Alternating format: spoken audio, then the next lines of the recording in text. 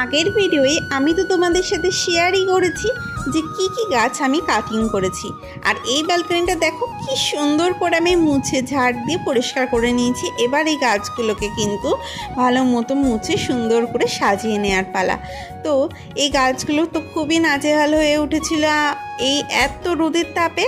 তো দেখো এবার কিন্তু এখান দিয়ে লম্বা করে সুন্দর করে সাজিয়ে দেওয়ার পর মেকওভার করে কেমন লাগে জায়গাটা তোমরাই বলো কমেন্টে।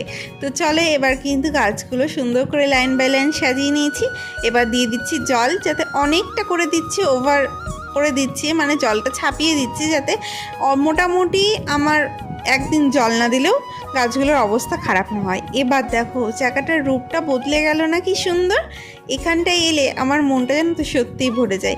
ভিডিওটা কেমন লাগলো কমেন্টে জানিও, ভালো লাগলে লাইক করো আর সাবস্ক্রাইব করতে ভুলো না। টাটা, দেখা হচ্ছে নেক্সট কোনো মিনি ব্লগে। Bye bye.